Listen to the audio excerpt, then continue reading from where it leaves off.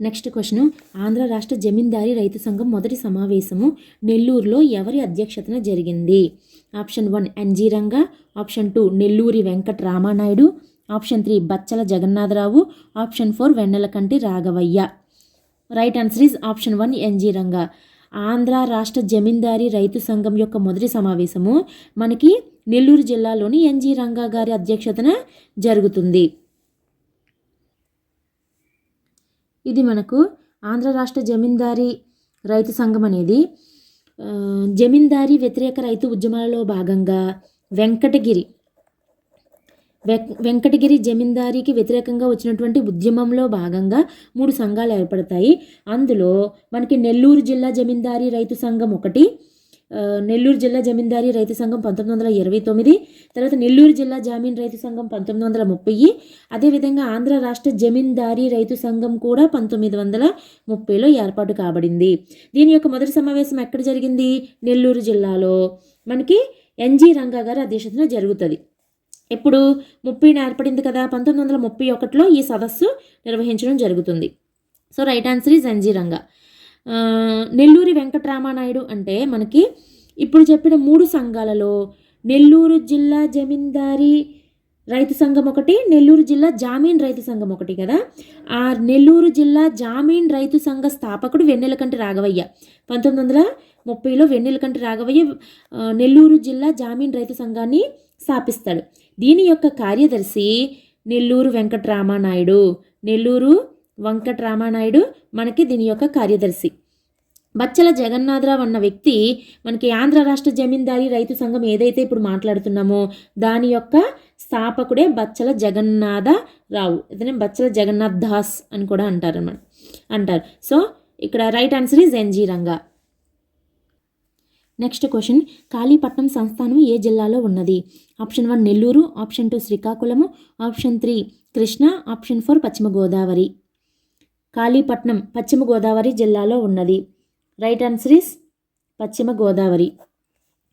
So Nellore వచ్చేటప్పటికి మనకి ఇవన్నీ కూడా జమీందారీ వ్యతిరేక రైతు ఉద్యమాలు ఎక్కడైతే జరిగాయో ఆ ప్లేసులకి సంబంధించినవి.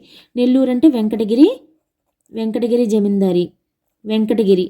శ్రీకాకుళం అంటే శ్రీకాకుళం గ్రామం కృష్ణా జిల్లాలో ఉంటుంది. అందులో మనకి శ్రీకాకుళాంధ్ర మహా విష్ణువు అనే ప్రాచీన దేవాలయం గురించి కూడా చెప్పబడుతుంది. వేరే ఒక విధంగా చూస్తే శ్రీకాకుళం అనేది శ్రీకాకుళం డిస్ట్రిక్ట్. కృష్ణా జిల్లాలోని చెల్లపల్లి సంస్థానం ఏదైతే ఉందో ఈ జమీందారీ చెల్లపల్లి అనేది మనకి కృష్ణా జిల్లాలో ఉన్నది. అదేవిధంగా మునగాల ఏదైతే ఉందో మునగాల బ్రిటిష్ వారి పాలనా కాలంలో కృష్ణా జిల్లాలో ఉండేది. ప్రజెంట్ ఎక్కడుంది? నల్గొండలో ఉన్నది ఇది. అప్పుడు మునగాల కూడా కృష్ణా జిల్లాలో ఉండేది. సో ఇక్కడ రైట్ ఆన్సర్ ఇస్ కాళీపట్నం ఎక్కడుంది? Paschima Godavari district. Next question, 1928లో ప్రాజెక్టు నిర్మాణం కొరకు 4000 ఎకరాల భూమిని సేకరించిన కాళీపట్నం జమీందారు ఎవరు? Option 1 Rajendra, option 2 Mahendra, option 3 Gajendra, option 4 Dharmendra. Right answer is Mahendra. Mahendra అనే రాజు, మహేంద్ర అనే జమీందారు ఎవరైతే ఉన్నారో కాళీపట్నం జమీందారు. కాళీపట్నం ఎక్కడ అనుకున్నాము? వెస్ట్ గోదావరి. ఈ వెస్ట్ గోదావరిలో కాళీపట్నంలోని జమీందారు అయినటువంటి మహేంద్ర 1928లో ప్రాజెక్టు నిర్మిస్తామని చెప్పి 4000 ఎకరాల భూమిని సేకరించి నష్టపరిహారం చెల్లిస్తానని చెప్తాడు. కానీ ఎటువంటి నష్టపరిహారము చెల్లించడు, ప్రాజెక్టు కూడా ప్రారంభించడు. దీంతో అక్కడ మనకి తిరుగుబాటు వస్తుంది అనమాట. ఆ తిరుగుబాటును ప్రారంభించింది ఎవరు అంటే భూపతిరాజు లక్ష్మీ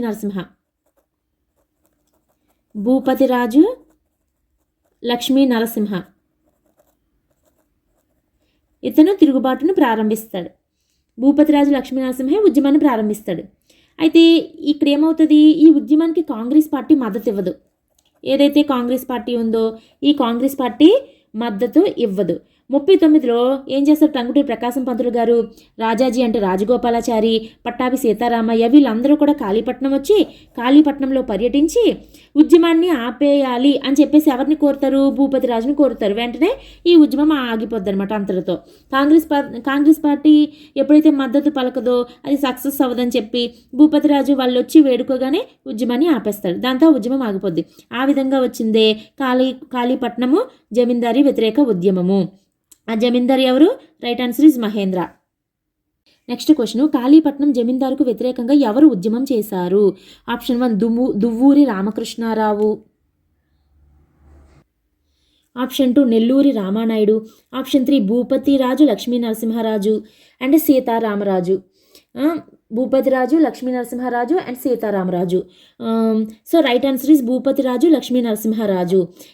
వీళ్ళు మనకి ఈ కాళీపట్నం జమీందారీకి వ్యతిరేకంగా ఉద్యమాన్ని నిర్వహించిన వారు. కాళీపట్నం జమీందారు ఎవరనుకున్నాము? మహేంద్ర. ఈ మహేంద్ర అనే వ్యక్తి ప్రాజెక్ట్ నిర్మిస్తానని చెప్పి 4000 ఎకరాల భూమిని సేకరిస్తాడు. ప్రజల దగ్గర నుంచి సేకరించి నష్టపరిహారం ఇస్తామని చెప్పి నష్టపరిహారం ఇవ్వడు, ప్రాజెక్ట్ కూడా నిర్మించడు. దీంతో భూపతిరాజు లక్ష్మీనరసింహరాజు తిరుగుబాటు చేస్తే కాంగ్రెస్ పార్టీ తీరా చూస్తే మద్దతు ఇవ్వకపోయేసరికి ఏం చేయాలో వీళ్ళకి అర్థం కాదు. ఈ లోపు మనకి అక్కడ ఎవరెవరు కాంగ్రెస్ పార్టీ తరపున 1939లో టంగుటూరి ప్రకాశం పంతులు గారు, రాజాజీ, పట్టాభి సీతారామయ్య వీళ్ళందరూ కూడా ఈ కాళీపట్నం వచ్చి ఉద్యమాన్ని ఆపేమని చెప్పేసి ఈ భూపతిరాజు లక్ష్మీ నరసింహరాజుని కోరడంతో ఉద్యమం ఆగిపోతుంది. So right answer is Bhupathiraju Lakshmi Narasimharaju. Next question, Chellapalli జమీందారుకు వ్యతిరేకంగా ఉద్యమించిన నాయకుడు ఎవరు? Option 1 Tumma Bhadrayya, option 2 Gorrepati Venkata Subbayya, option 3 Thota Narasayya, option 4 పైవారందరూ. Option 2 Gorrepati Venkata Subbayya is right answer. Chellapalli అనేది ఎక్కడుంది? కృష్ణా డిస్ట్రిక్ట్లో ఉంది. చెల్లపల్లి అనేది కృష్ణా డిస్ట్రిక్ట్లో ఉన్నది. అయితే ఇక్కడ కృష్ణా డిస్ట్రిక్ట్లో మనకి కృష్ణాలోని శ్రీకాకుళం అనే గ్రామంలో, ఎక్కడ శ్రీకాకుళం అనే గ్రామంలో మనకి ఆంధ్ర మహావిష్ణువు దేవాలయం, అతి ప్రాచీన దేవాలయం ఉంటుంది. టెంపుల్ ఏదైతే ఉందో ఆ టెంపుల్ ఆ గుడికి చెందినటువంటి 600 ఎకరాల భూమిని ఏం చేస్తాడు ఈ చెల్లపల్లి జమీందార్? ఎవరు? ధనుంజయ్. చెల్లపల్లి జమీందార్ ఎవరంటే ధనుంజయ్. ఈ చెల్లపల్లి జమీందారు అయినటువంటి ధనుంజయి ఈ గుడికి చెందినటువంటి 600 ఎకరాల భూమిని కూడా ఆక్రమించేసుకుంటాడు. ఎప్పుడైతే ఆక్రమించుకున్నాడో అక్కడ తాలూకా అంటే మండలము దివిసీమ అనేది ఒకటి కృష్ణా గోదావరి నదుల దగ్గర ఉంటుంది కదా, అప్పట్లో ఆ దివి తాలూకా రైతు సంఘం యొక్క అధ్యక్షుడు గొర్రెపాటి వెంకట సుబ్బయ్య. ఈ గొర్రెపాటి వెంకట సుబ్బయ్య నేతృత్వంలో ఉద్యమం చేపడతారు. ఎప్పుడైతే 600 ఎకరాలని ఆక్యుపై చేసుకున్నారో ధనుంజయ్ అనే చెల్లపల్లి జమీందారు, గొర్రెపాటి వెంకట సుబ్బయ్య నేతృత్వంలో మనకి జమీందారీ వ్యతిరేక ఉద్యమం జరుగుతుంది. కానీ పెద్దగా మద్దతు లభించకపోవడంతో ఆ ఉద్యమం కూడా ఆగిపోతుంది. సో ఇక్కడ right answer is Gorrepati Venkata Subbayya. Next question, మా కొద్ది జమీందారుల పొద్దు గీత రచయిత ఎవరు? Option 1 Vennelakanti Raghavayya, option 2 Katuri Venkata Narasappa Naidu, option 3 Nellore Venkata Ramanayudu, option 4 Pottipalli Gurrappa Naidu. Nellore Venkata Ramanayudu is the right answer. Nellore Venkata Ramanayudu right answer. ఇక్కడ మనకి వెంకటగిరి జమీందారీ ఏదైతే ఉందో దాని యొక్క జమీందారీ ఎవరు? కుమారరాజా. అయితే ఈ వెంకటగిరి జమీందారుకు వ్యతిరేకంగా వచ్చినటువంటి ఉద్యమంలో భాగంగా మనకి 3 సంఘాలు ఏర్పడతాయి. నెల్లూరు జిల్లా జమీందారీ రైతు సంఘం ఒకటి, అండ్ ఇది 1929లో ఏర్పడుతుంది, అక్టోబర్ 19వ తేదీన.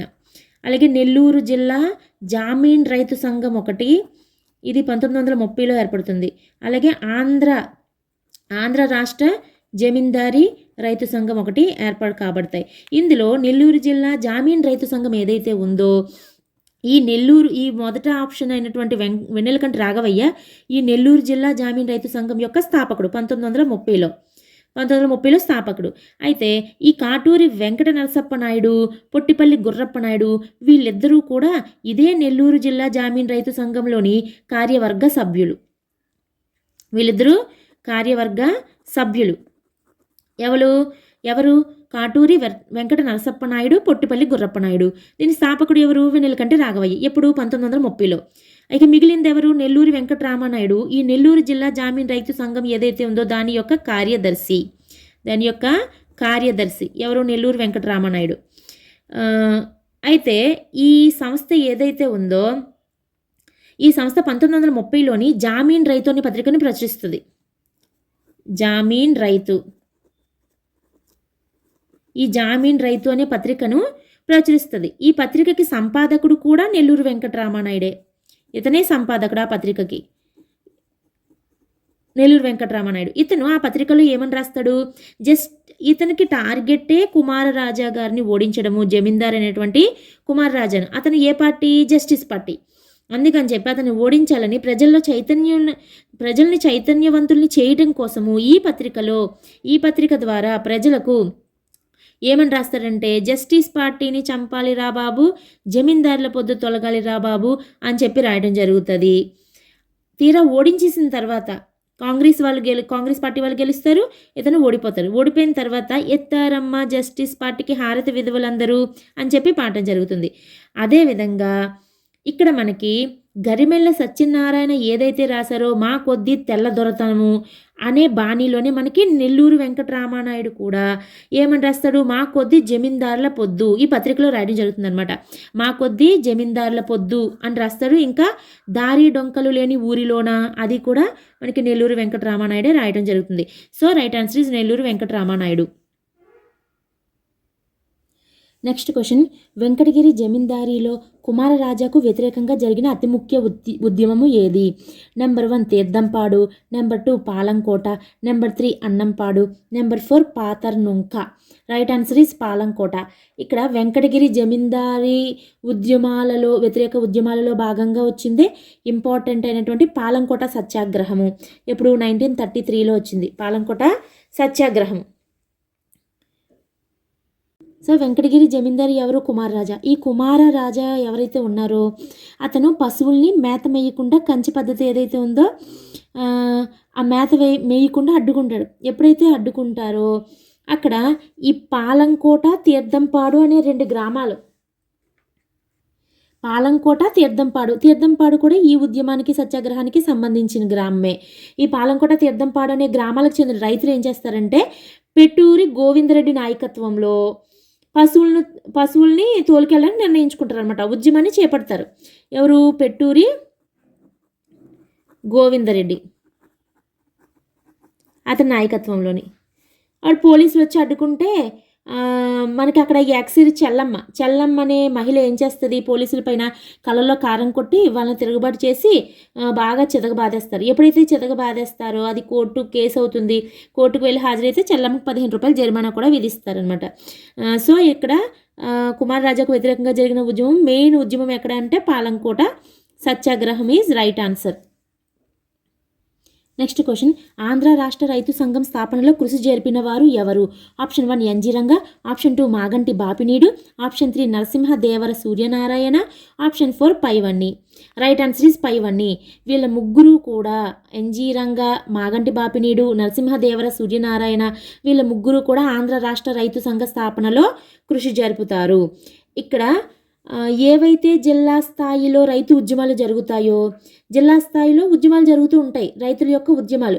ఆ జిల్లా స్థాయిలో గ్రూపులుగా ఏర్పడి రైతు ఉద్యమాలు చేసిన వాళ్ళే రాష్ట్ర స్థాయి రైతు సంఘాలుగా ఏర్పడతారనమాట. అలా ఏర్పడిన వాటిలో 1928లో ఆంధ్ర రాష్ట్ర రైతు సంఘం ఏర్పడుతుంది. ఆంధ్ర రాష్ట్ర రైతు సంఘం 28లో ఏర్పడుతుంది అనమాట ఇది. ఆ తర్వాత 29లో కూడా ఇంకొక సంఘం ఏర్పడుతుంది. అది ఆంధ్ర రాష్ట్ర జమీందారీ రైతు సంఘం. ఆంధ్ర రాష్ట్ర జమీందారీ రైతు సంఘం 29లో ఏర్పడుతుంది. 39లో ఇంకొకటి ఏర్పడుతుంది. ఆంధ్ర రాష్ట్ర వ్యవసాయ కూలీ సంఘం. ఆంధ్ర రాష్ట్ర వ్యవసాయ కూలీ సంఘం 39లో ఆంధ్ర రాష్ట్ర వ్యవసాయ కూలీ సంఘం అనేది ఏర్పడుతుంది. ఈ విధంగా 3 సంఘాలు ఏర్పడతాయి. ఎవరైతే రైతు ఉద్యమాలు జిల్లా స్థాయిలో చేస్తారో వాళ్ళందరూ గ్రూప్స్గా ఫామ్ అయ్యి, సంఘాలుగా ఫామ్ అయ్యి రాష్ట్ర రైతు సంఘాలుగా మారారు. రాష్ట్ర స్థాయి రైతు సంఘాలుగా. అందులో వచ్చినవి ఆంధ్ర రాష్ట్ర రైతు సంఘము 28లో, ఆంధ్ర రాష్ట్ర జమీందారీ సంఘం 29, 39లో ఆంధ్ర రాష్ట్ర వ్యవసాయ కూలీ సంఘము. అయితే ఈ రైతులు అనగానే మనకు గుర్తుకు వచ్చే వ్యక్తి ఎవరు? ఎన్జీ రంగా. ఎందుకని ఇతన్ని ఆంధ్ర రైతు ఉద్యమ పితామహుడు అంటారు ఎన్జీ రంగాని. ఇక్కడ మనకి ఈ ఆంధ్ర రాష్ట్ర రైతు సంఘ స్థాపనలో కృషి జరిపిన ప్రముఖులు ఎవరెవరంటే ఎన్జీ రంగా ఉంటారు, మాగంటి బాపినీడు ఉంటారు, అండ్ నరసింహదేవర సూర్యనారాయణ ఉంటారు.